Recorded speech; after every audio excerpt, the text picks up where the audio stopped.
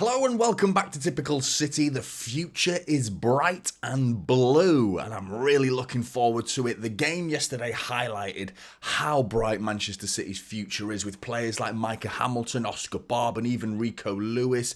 Players like this are starting to prove that Manchester City have a fully fleshed out academy that is churning out players of the highest calibre. Such young players producing top level performances on the Champions League stage.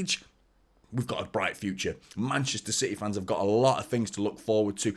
I mean, I wasn't looking forward to the game that much with the game being a dead rubber. I thought it was just going to be one of those games where going through the motions a little bit, let's see what happens, maybe have a glance at a couple of kids.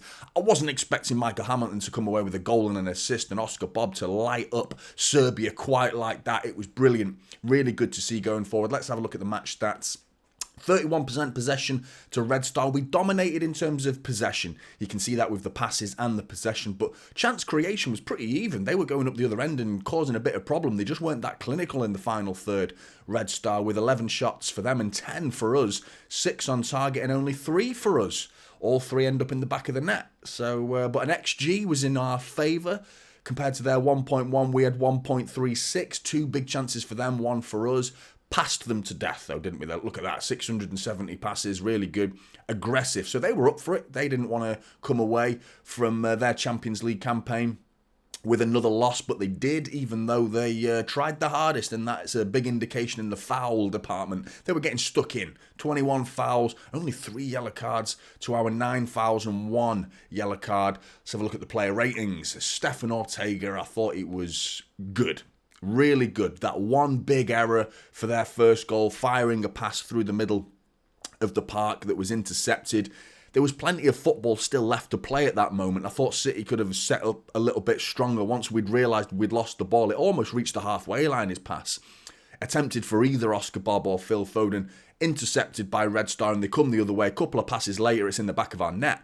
So there was an opportunity to stop that, but the problem did occur from Ortega. But let's not take anything away from his performance outside of that one individual error, because I thought he was solid, really good. Some big saves he was putting up, and those runs out you can see there, 5 out of 5, really good. Sweeper keeper, coming out and heading the ball, brilliant. I thought he was really good. One dribble successful as well, got to throw that in there. Just popping up a Cruyff turn in the second half and skinning, I think it was Bakari, I think he was trying to close him down and he just sent him for a hot dog. Sent him for a hot dog with a lovely little Cruyff turn. 81% passing accuracy, which is okay, but I was impressed. I was impressed by Ortega. I thought he was good. 7.5. Rico Lewis, another 7.5 for me. I thought he was really good. 97% passing accuracy. I'm pretty sure I can remember rightly, that's 63 passes in total. 61 out of 63. I think his total was. So that's really good.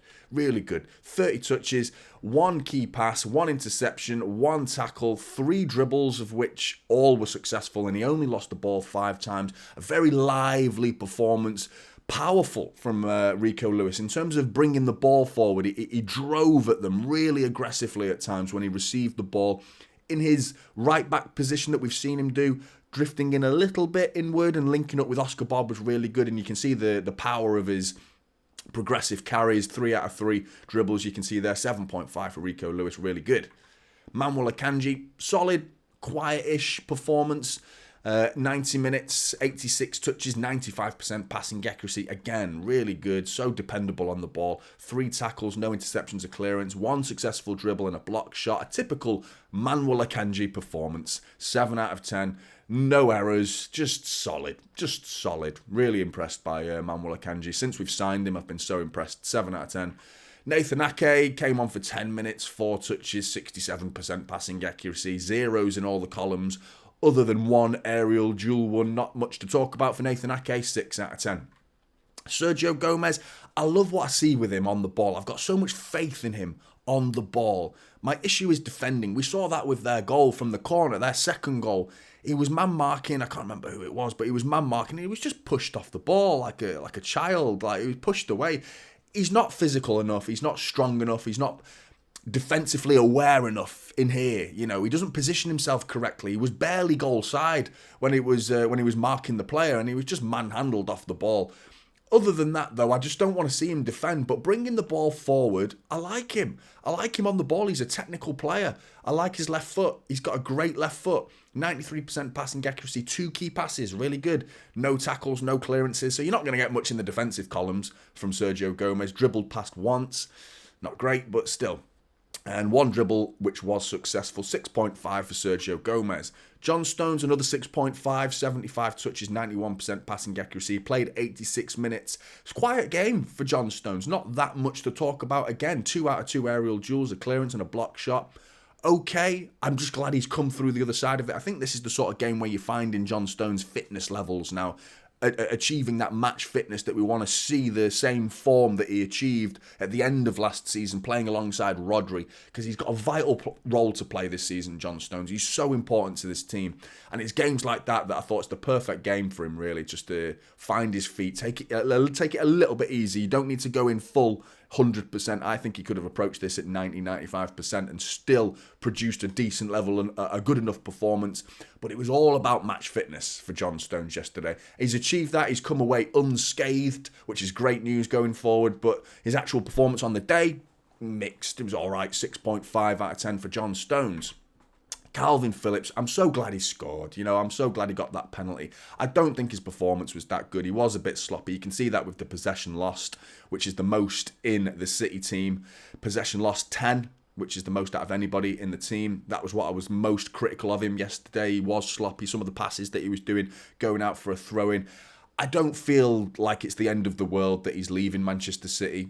But take nothing away from the fact that I was so pleased to see him score that goal. I think every City fan deep down, any human being, any decent human being, seeing him having a tough time at Manchester City for a year and a half, putting that ball on the penalty spot, you pray and he puts it in the back of the net for his sake. I'm so glad he did. 90% passing accuracy, which isn't bad. Was caught a bit ball watching from that Ortega pass, caught ball watching a little bit in the middle of the park when Sissoko's just come onto the pitch as well. Those two together were caught ball watching, and it was those couple of passes, bang, bang, bang, and then Hwang putting it into the back of the net. But, he wasn't terrible, but he didn't highlight anything to me that makes me think, I really want to keep Kalvin Phillips. Did you? Get in the comments below and feel like, do you want to keep Kalvin Phillips? Do you see any value in keeping Kalvin Phillips? Get in the comments below and answers below, please, because I really want to hear the general opinion of Manchester City fans on Kalvin Phillips, because I'm not hearing too many disappointed in his departure. The issue is backup for Rodri. That's the issue, isn't it? But 1 key pass, 2 tackles, 2 shots, 1 on target, 1 in the back of the net, 6 out of 10 for Kalvin Phillips. Mato Kovic, he's another exciting factor that came out of the game yesterday, him and Nunes. Not only was it the kids that we got to look at in terms of Oscar Bobb and Micah Hamilton in particular, Kovacic and Nunes have really ignited some excitement in me going forward into the second half of the season now, because I think Kovacic played really well against Luton. Wasn't quite at the levels that he was against Luton last night, but he was still really good. His passing is something that it's growing on me. He's got this ability to just cut a pass and split midfield wide open with a cute little pass, brave on the ball, Kovacic. I'm excited going forward to see what he and Nunes can bring to the table for the second half of the season, because I'm getting more and more impressed the more I watch him in the last couple of games in particular. He was awful against Villa and he came on though. But let's forget that. Let's forget that he's had a few injuries and there's a couple of dodgy performances have been in there this season. We can't forget that. But still, most recently, Luton last night, brilliant. Really, really good. 76 minutes, 69 touches, 95% passing accuracy, a key pass, 2 tackles, 2 shots, not on target, 2 dribble attempts, 1 was successful, 7 times he lost the ball, which is all right. 7 out of 10 for Mato Kovic. Nunes, progressive carries. That's what I saw yesterday. His guile, his attitude, his determination to bring that ball forward. I loved it. There were some dribbles that he was doing. They weren't technically dribbles, because a dribble is, by definition, is someone who you have to beat a player with a dribble. He didn't actually beat anybody, but he carried the ball 30, 40, 50 yards at times. The transition from defence to attack, more often than not, he was the nucleus to that transition, Matias Nunes yesterday. I want to see him refine his end product, his decision-making in the final third a little bit, but he's getting into positions that are incredibly dangerous for the opposition. He's carrying that ball brilliantly. He showed a turn of speed yesterday, a bit of pace that I was not expecting. I didn't know he had that speed, and it was interesting to see him leaving a few Red Star players in his dust, and it was really good to see Matias Nunes, another player that I'm excited for the second half of the season. 82 minutes, 70 touches, and 94% passing accuracy, really good again. A key pass, one shot, not on target. I'm wondering whether that's the one that was deemed offside. I can't remember another shot from him, but he's got to put that on target. Lovely ball across the face of goal. Side foot volley, misses it. Offside, so he gets away with it, but he's got to be hitting the target in that situation. But an interception, 2 dribbles, 1 was successful. 9 times he lost the ball. I thought he was really good. Not 9.5. Calm down. He wasn't that good. Not 9.5. 7.5 for Matias Nunes. Phil Foden came on for Jack Grealish in the second half, 45 minutes played. Very, very quiet performance from Phil Foden. A couple of moments that he got involved in their penalty area, and he just got caught on the ball a couple of times, but he put himself into some dangerous positions to potentially pose a threat. Just the odd moment here and there, but a quiet game for Phil Foden. I don't think he was expecting to even play, because I think Jack Grealish coming off was a precaution because of the knock that he received. He was getting clattered, Jack Grealish. So more protection for Jack. And I don't think Phil Foden came on with an attitude like a bit of surprise that he's even playing this game, because I do think he was meant to be rested for the full 90 and was on the bench purely as a precaution. But he was needed, and he was quiet. He wasn't bad, he was just quiet. 87% passing accuracy, 28 touches, no key passes, no tackles, a shot, none on target, no dribble attempts whatsoever, and he lost the ball 5 times. I'm going to get my numbers right eventually in this game. It's early. Give me a break. 6 out of 10 for Phil Foden. Bernardo Silva, another 6 out of 10, another quiet performance, but we're talking about 8 minutes of football, so it seems a bit stupid to be even grading him on such a small amount of football.